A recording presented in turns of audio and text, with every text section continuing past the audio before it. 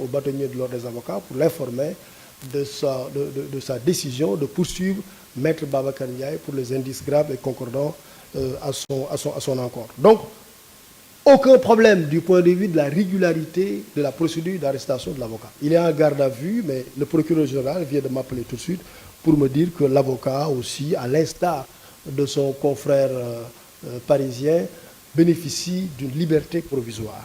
Donc lui aussi, l'avocat, il a bénéficié d'une liberté provisoire, son affaire est en instruction et il est sous contrôle judiciaire, comme Branco, sous contrôle judiciaire.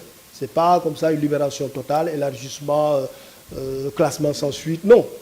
Ils sont tous les deux sous contrôle judiciaire et bénéficient d'une liberté provisoire. Maître Juan Branco et Maître Babacar Ndiaye. Évidemment, j'ai compris la réaction des avocats, la réaction du bâtonnier, c'est normal. Lorsque quelqu'un de la corporation a maille à partir avec la justice, la corporation voilà, s'indigne. Je vois toujours les journalistes avec Bamba Kassé, dès qu'on arrête un journaliste, voilà, ils ne restent pas tranquilles, ils demandent qu'on libère les journalistes, etc.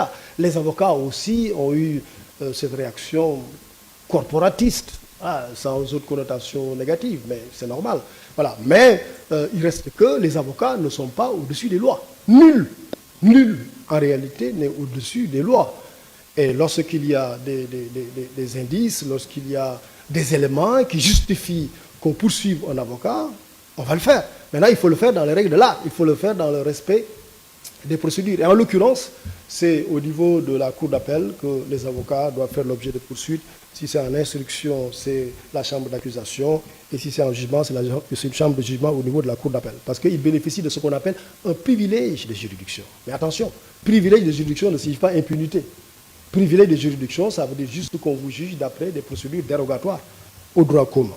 Donc voilà, c'est essentiellement ça. Mais maintenant, c'est bien que le Conseil de l'ordre des avocats ait fait un communiqué pour dénoncer la procédure, défendre un des leurs, c'est normal. Mais je pense aussi que le bâtonnier devrait aussi s'employer à admonester les avocats, à leur dire quand même qu'un avocat qui respecte sa déontologie, qui respecte les règles régissant l'éthique de sa profession, ne doit pas prêter main forte à des malfaiteurs. Un avocat ne doit pas concourir, ne doit pas faciliter la commission d'infractions. Ce n'est pas parce qu'on porte une robe noire qu'on est avocat qu'on peut aider quelqu'un à commettre des actes d'infraction. Et ici, en l'occurrence, c'est des actes d'infraction qui ont été commis. Et je voudrais aussi m'adresser au barreau, mais au-delà du barreau, le bâtonnier des avocats, pour aussi conseiller, recommander, admonester les avocats pour qu'ils s'abstiennent de contribuer à la commission de certaines infractions. Mais tout compte fait, le procureur général vient de m'informer qu'il y a une mesure de levée de sa garde à vue et donc le sieur Babacar Ndiaye est libre de ses actions, de ses mouvements, mais reste à la disposition de la justice parce que l'affaire aussi fera l'objet d'instruction et aura le traitement judiciaire qu'il faut. Ils sont donc sous contrôle judiciaire et doivent rester à la disposition de la justice.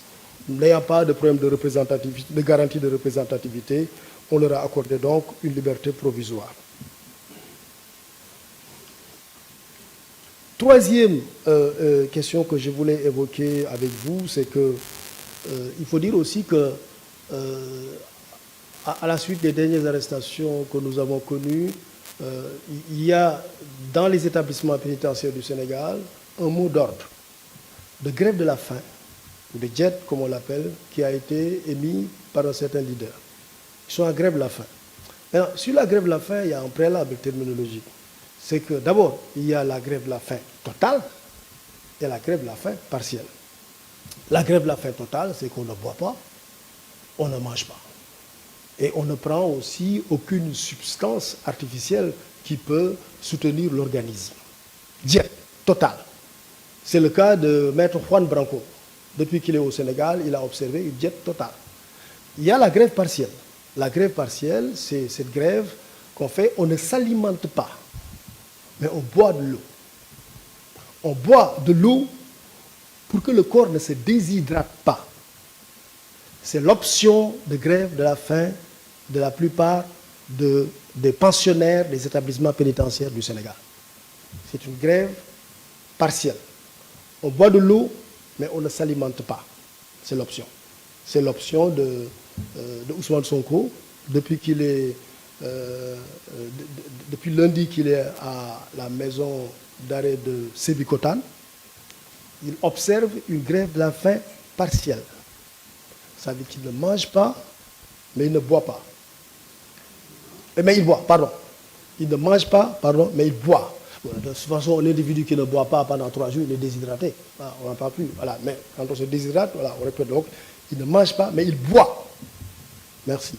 Et tous ceux qui sont en grève de la faim aussi, ne mangent pas, mais ils boivent. Mais depuis quelques jours, ce qu'on a remarqué, parce que moi, garde des Sceaux, je suis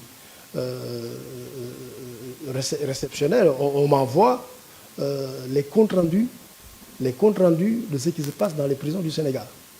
Et moi, quand on m'envoie les comptes rendus, je les lis, je les exploite, parce qu'il y va aussi de la responsabilité de l'État. Il résulte des comptes rendus de l'administration pénitentiaire que le samedi matin, M. Ousmane Sonko a pris son petit déjeuner. Le samedi matin. Il aurait donc interrompu sa grève de la faim. Je cite le compte rendu de l'administration pénitentiaire. Et que dans la plupart des prisons aussi, ceux qui sont en grève de la faim partielle, ont arrêté leur grève de la faim. La plupart. Je voudrais aussi bien miser sur le mot. Je n'ai pas dit la totalité. Parce qu'après, il va y avoir des polémiques.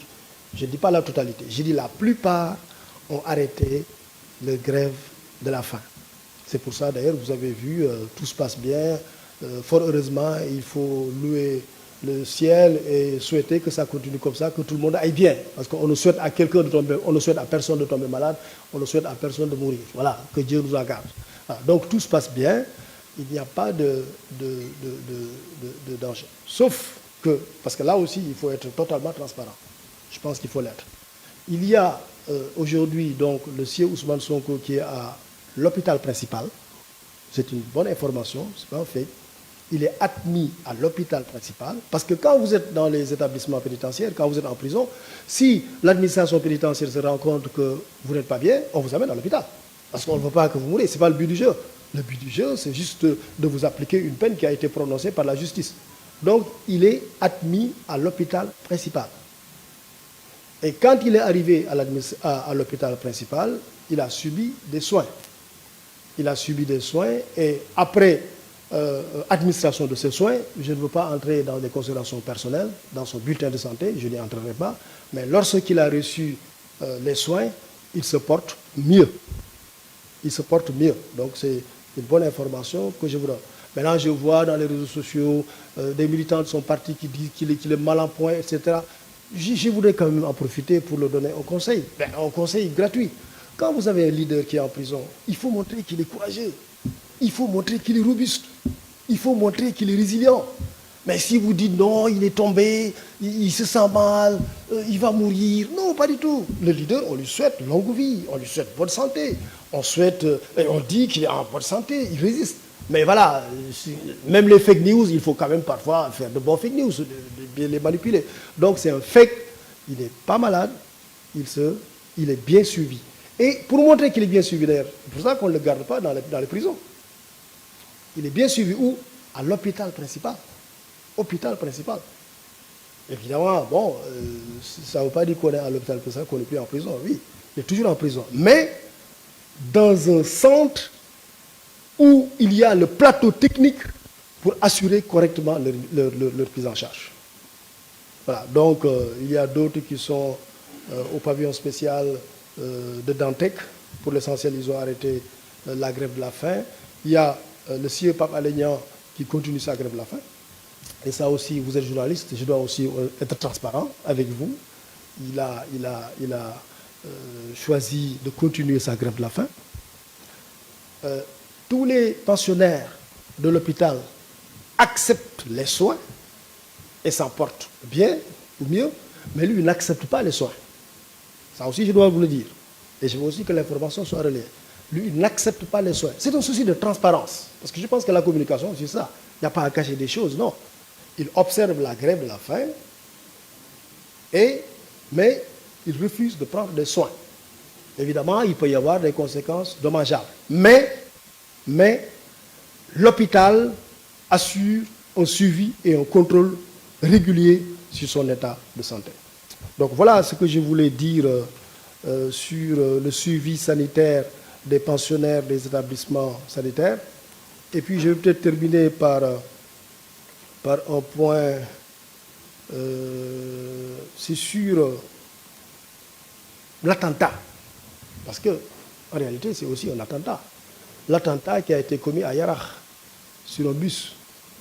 Des individus qui sont dans un bus, qui vont aller à leur travail, qui vont vaquer à leur occupation, se sont vus larguer dans le bus qui les transportait un cocktail Molotov.